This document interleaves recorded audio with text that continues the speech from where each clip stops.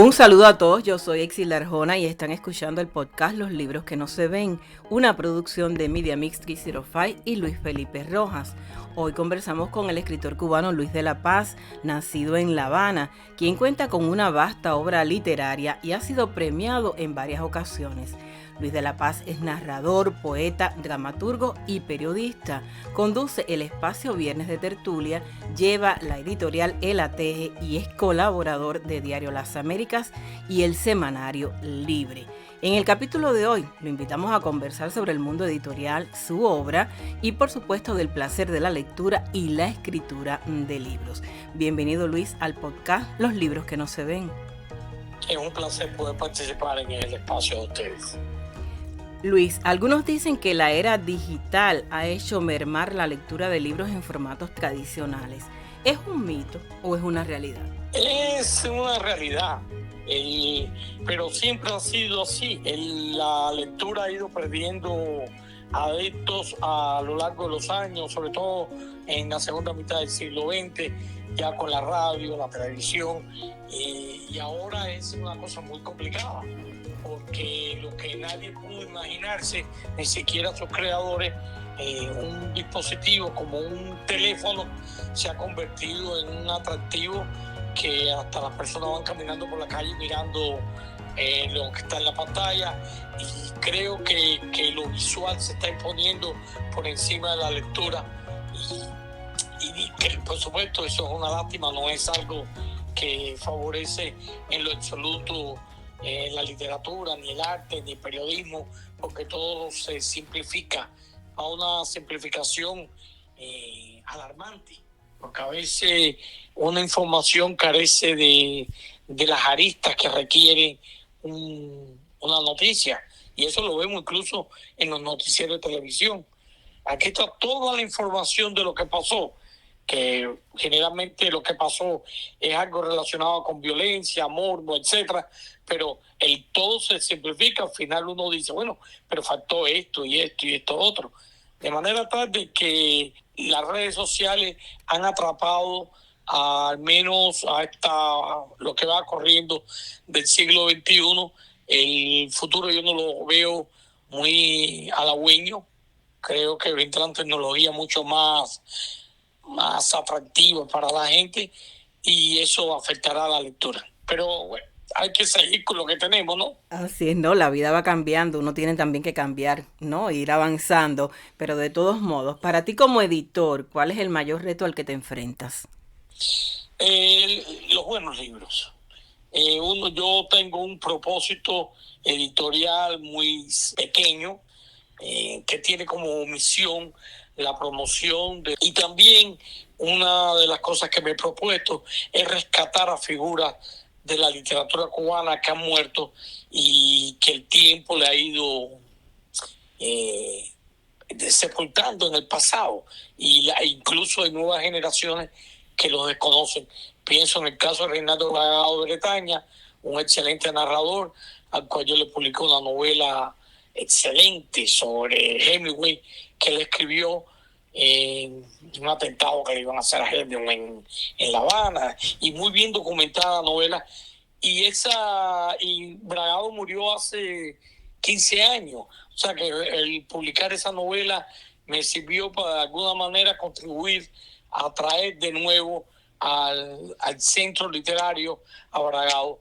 Lo mismo hice con otro autor, que también es Roberto Valero, un escritor de la generación del Mariel, que murió en el año 1994 y que dejó tres libros inéditos, 3 libros de poesía. Yo logré que su viuda me diera uno, que es el que publiqué hace un par de años en mi editorial El Ateje, y también me sirve como una manera de resaltar la literatura del Mariel y a su vez rescatar una figura que había muerto hace muchos años. Ahora, desafortunadamente, su viuda murió y no sé qué pasará con los otros 2 libros que dejó inédito Valero. Y bien amigos, soy Exilda Arjona y están escuchando el podcast Los Libros que no se ven.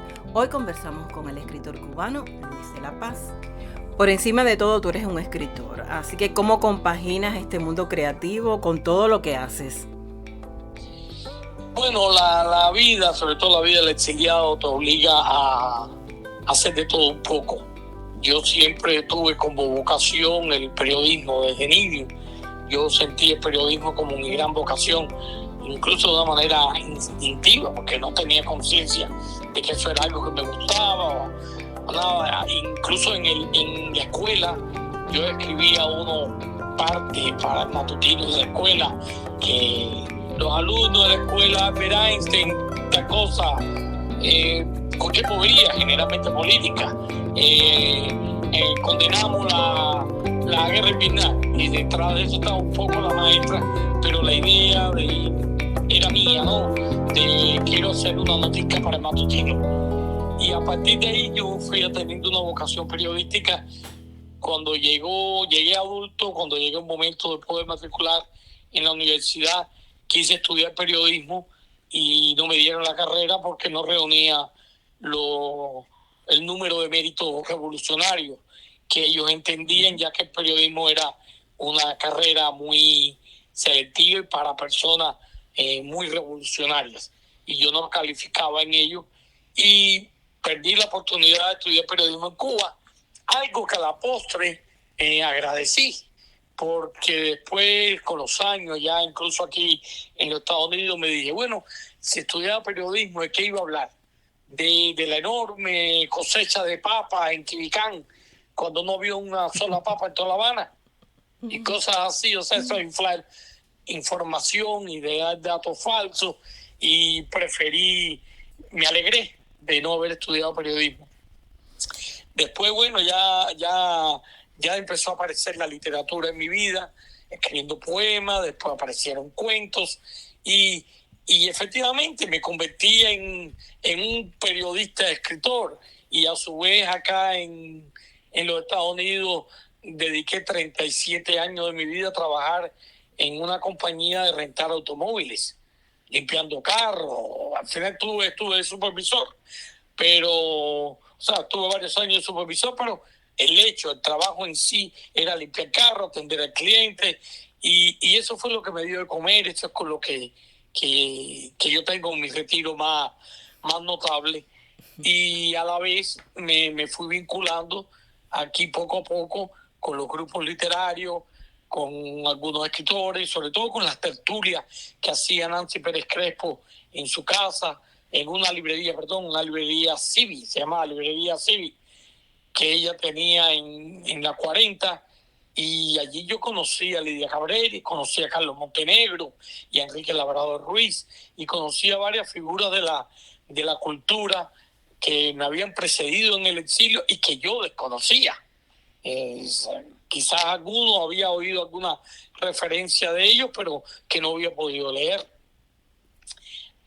Al final comencé en el periodismo. Se me abrió la puerta en el periodismo en Diario Las Américas, y comencé en el año 96 a escribir en el periódico como colaborador, nunca como trabajador a tiempo completo.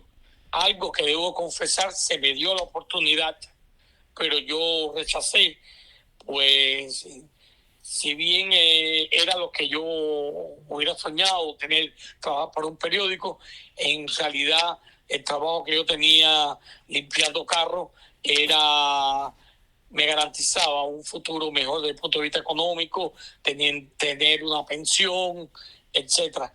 Y cuento esta historia para que vean cuántas cosas hay que hacer en la vida para poder lograr abrirse paso. Ser exiliado es muy duro, quizás uno de los episodios más tristes que le puede tocar en la vida a un ser humano, tener que dejar atrás todo lo suyo, que va desde su casa hasta su lengua, su familia, para empezar de cero en otro sitio, y incluso teniendo en contra en ese otro lugar hasta el idioma. Así que en sentido general puedo decir que me siento satisfecho de lo que he alcanzado. Sí, de las peñas editoriales sí creo que llegaron para quedarse. El mundo del libro es infinito. El mundo del libro no solamente son las grandes editoriales. Y bueno, Insulares Magazine sigue esa misma línea desde un punto de vista editorial, ¿no? Tratando de rescatar literatura valiosa que a veces en otros espacios que son buenos también, por algunas razones no se publican, porque hay muchas revistas, hay espacios también tertulianos y todos a veces tienen una preferencia o alguna tendencia, ya sea estética o política. Ha sido un camino difícil, pero bien logrado.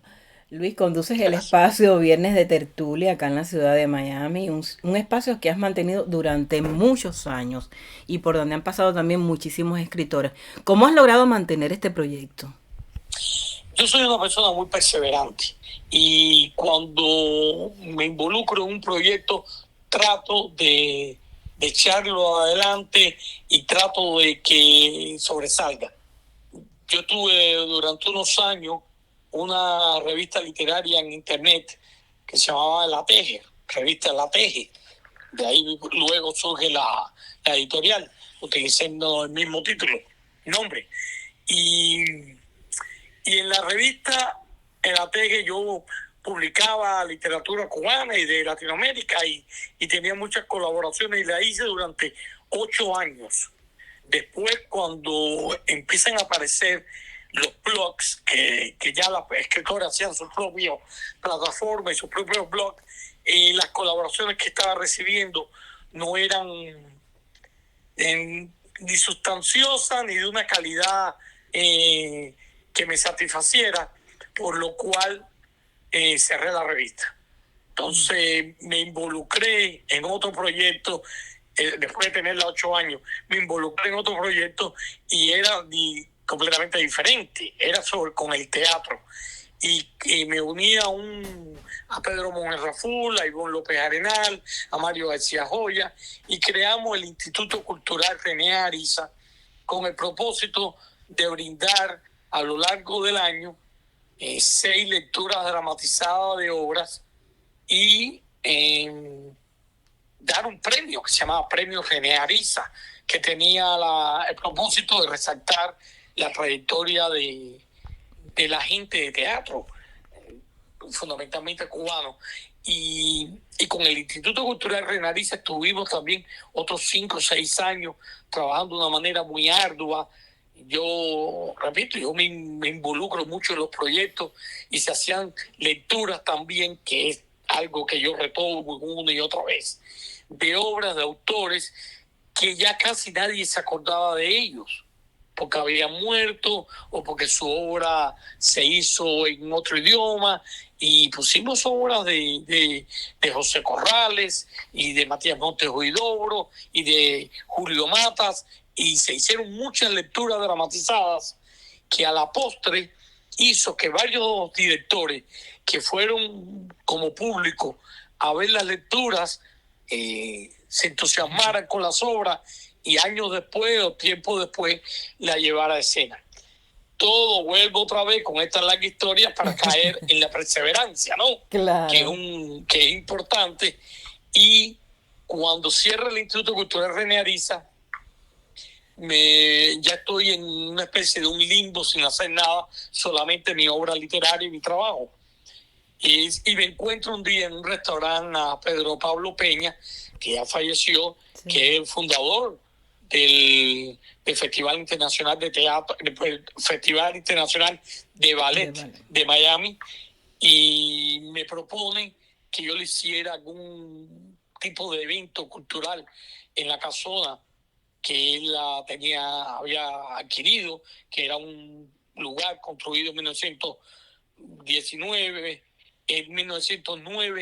y que allí era un espacio enorme y tenía muchas opciones, y ese sitio que le había dado la ciudad de Miami para que lo explotara culturalmente, quería hacer algo y me ofreció un proyecto, y yo le hice el proyecto de Viernes de Tertulia con el objetivo de entrevistar a figuras de la vida cultural de Miami en general. No tenía que ser solamente cubano, y ofrecer recitales de poesía, presentaciones de libros, y acogió la idea y ya llevo 13 años en esa labor. Así que de ahí surge el proyecto de Viernes de Tertulia, donde he tenido entre invitados y y otros que han asistido a grupos de lectura que han leído 4, 5, 6 autores, casi 200 personas ya. Sí, es un proyecto encomiable y que se agradece muchísimo acá en la ciudad de Miami. Luis, si tuvieras que escoger uno de tus libros para que las nuevas generaciones conocieran e identificaran tu obra, ¿cuál sería? Bueno, no puedo nombrar otro que el último, y bajo la memoria. Y lo escojo porque se supone que lo último es lo que uno se siente más satisfecho, es lo más reciente, y en sentido general, más allá de esa satisfacción personal, creo que el libro reúne varias historias que brindan una visión de conjunto bastante clara, diría yo, sobre mis años en Cuba, mis años de supervivencia desde el punto de vista de ser humano, de la cotidianidad, y también los avatares que he tenido que pasar en el exilio y enfrentarme a situaciones bien complicadas aquí de discriminación, racismo y otras situaciones que, en resumidas cuentas, en Cuba es lo mismo, pero desde otra perspectiva. Es la persecución, la falta de libertad, y todo eso está reflejado en los cuentos de Bajo la Memoria. Por eso me identifico con este último libro y lo recomendaría como algo, como me pides, para que alguien lo lea si se interesa. Así mismo, para que las nuevas generaciones conozcan quién es Luis de la Paz. Muchísimas gracias por haber estado en el podcast. Gracias a ustedes por la invitación. Un abrazo. Un abrazo. Así terminamos este capítulo del podcast Los